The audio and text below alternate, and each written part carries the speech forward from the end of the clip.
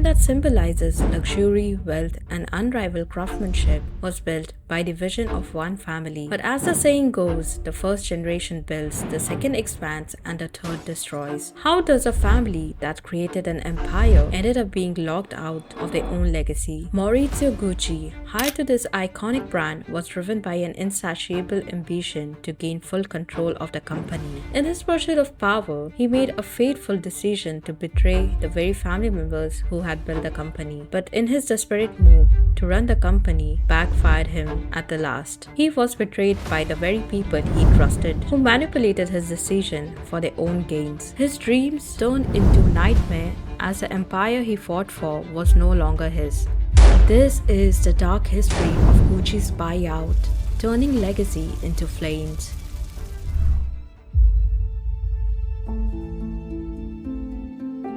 Guccio Gucci was born and raised in Florence, Italy. He worked there in his family's straw hat shop, but when the business failed, he was left penniless. But though destiny had other plans, just at the age of 18, he moved to London, landing a job at the prestigious Savoy Hotel. There he saw the luxury of affluent guests who carried expensive leather goods and luggage. It wasn't about practicality, but about status. The experience ignited a vision in Guccio's mind.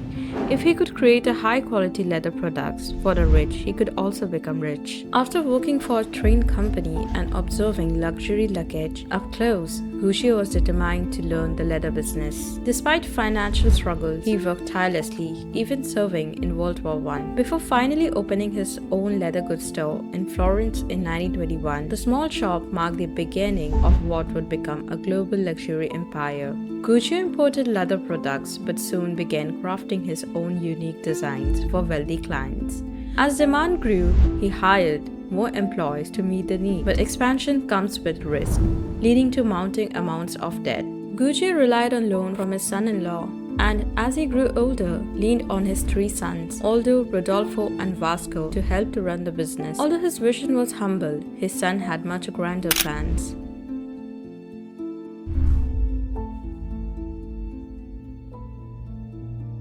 His sons persuaded him to open a second shop in Rome, despite his initial reluctance. This decision proved to be a game changer, as the shop became popular during the World War II, with soldiers purchasing luxury gifts for their loved ones. As the second generation of the Gucci family took the reins, fortune favors the bold. Aldo, a visionary and master of business, recognized the potential to expand Gucci beyond Italy's border. He pushed Gucci to the global stage, cementing its place as a luxury powerhouse. On the other hand, Rodolfo, the more conservative son, believed in preserving Gucci's heritage rather than chasing mass market appeal. By the 1950s, Gucci opened the third store in Milan, and in 1953, brothers expanded further, launching their first American store in New York City. Gucci left the company to his three sons, but kept his daughter Grimalda out of his will. Grimalda tried to fight her brothers in court but eventually lost. The daughter was left nothing of the Gucci's fortune, despite the fact that her husband's loan had once kept the company afloat. This was just the beginning of the family's legal drama. It turns out that expanding to the United States was exactly what Gucci needed. As the first luxury Italian brand in New York City, the company took off in a big way, becoming increasingly popular among the Hollywood celebrities. This, of course, only created more demand for the Gucci's products, as people wanted to dress like their Hollywood movie stars. The three brothers ran the company successfully without any issue, though Vasco passed away in 1974 and his shares were left to his wife.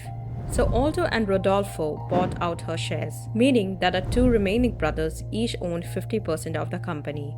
That same year, the brothers opened up the first Gucci flagship store in Hong Kong. Gucci was one of the first brands to focus on expanding to the Asian markets, and it paid off massively. The two brothers continued to reinvest these profits into more growth, and in 1975 they expanded to fragrance line and continued to grow the number of products offered under the Gucci name. It had become so much more than the leather luggage. Gucci was now a global luxury brand that sold purses, shoes, belts, wallets, and so much more of that. But at this point, Gucci was still a very much private family business. And there is an old saying that when it comes to family businesses, the first generation builds, the second expands, and the third destroys.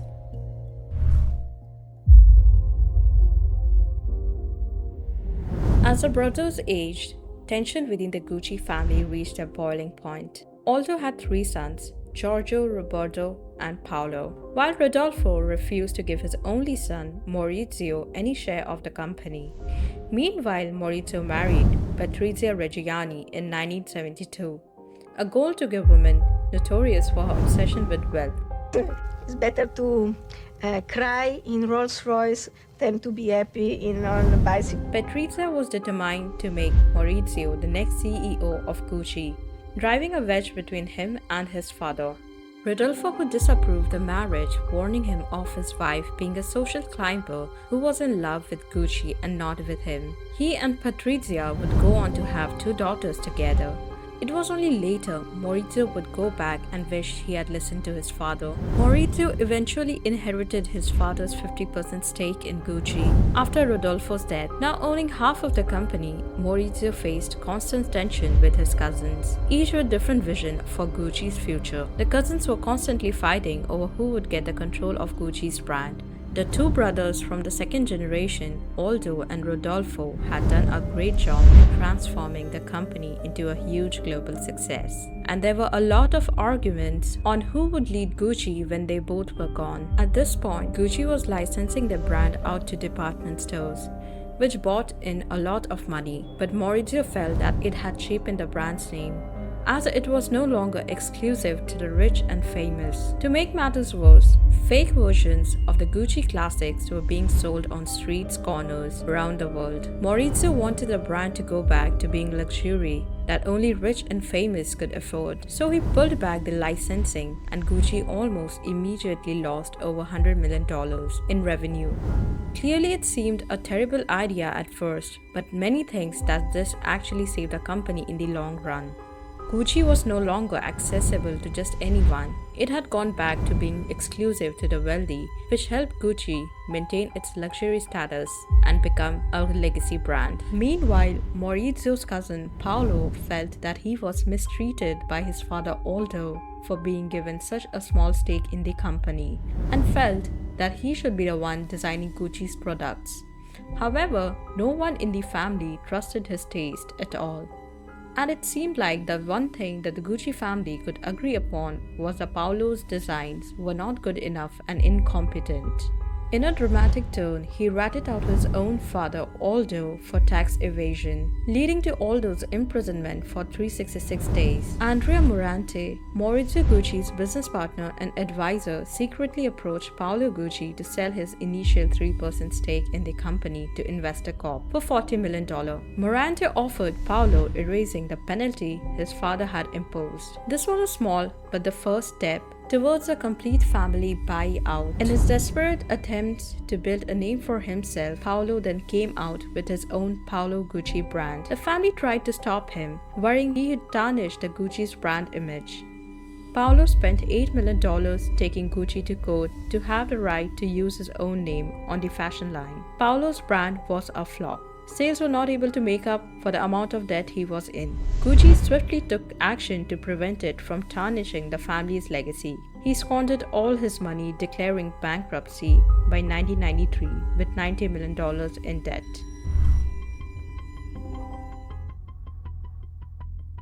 The Gucci family was always making headlines in the press about lawsuits and family drama. As the family continued to fight, Maurizio became fed up and sought investors to gain more control. Investor Corp, a company that helped Tiffany's rise, agreed to invest in Gucci. Maurizio systematically acquired the shares of his relatives. One by one, family members capitulated, leading a 50-50 ownership split between Maurizio and Investor Corp, with Maurizio retaining management control. In 1989, he hired Don Mello as the executive vice president and chief designer of Gucci. Just like Maurizio, she wanted to help the brand's exclusivity. It was her idea to reduce the number of stores from 1,000 to just 180 of the most profitable locations. They also reduced the number of items sold from 22,000 to just 7,000. Mello also brought back some of the most classic bestsellers like the bamboo bag and Gucci loafers. Maurizio wanted to get rid of the Gucci's accessories line. It was literally one of the most profitable streams of income. The average person may not be able to afford Gucci's clothing, shoes, and purses, but maybe they could buy a wallet, sunglasses, or belt. Now, without accessory line, the brand was truly only accessible for the wealthy. And now, when the rest of the family members were out of the company, he had free hands. He also wanted all new products to replace the current inventory, which put the company in massive amounts of debt. However, all for the risk of his grand vision. In Maurizio's mind, these decisions led the company at the verge of declaring bankruptcy, with Gucci losing $30 million annually, and Gucci could no longer afford to pay salaries or to the suppliers. As losses mounted, Investor Corp lost patience. So as they approached Maurizio with the idea of appointing a new CEO, who was no other than Domenico Di Sole, his father's lawyer and his legal advisor. By the time Maurizio realized how he was backstabbed by his own advisor, it was too late, as getting the taste of your own medicine is always bitter. Despite his plea for more time and his belief that the Japanese market would soon embrace his refined vision, Investcorp forced him out, purchasing his 50% stake for $150 million. Ironically, as Gucci's fortune turned around, but by then he had been bought out, marking the end of the family's direct involvement with the brand.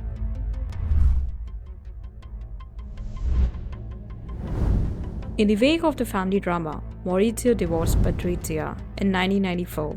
However, Patrizia couldn't let go of the Gucci's legacy and began stalking Maurizio. Fearful of losing her lavish lifestyle, she grew increasingly angry and vengeful. In 1995, Maurizio was shot 3 times outside his office in a broad daylight. For 2 years, the case went cold until an anonymous tip led police to Patrizia. It turned out that she had been seeking advice on how to murder Maurizio and hired a hitman to carry out the killing. During her trial period, Patrizia wore only Gucci's outfit, marking a spectacle of herself. In front of the media, she was sentenced to 29 years in prison, though she served only 18.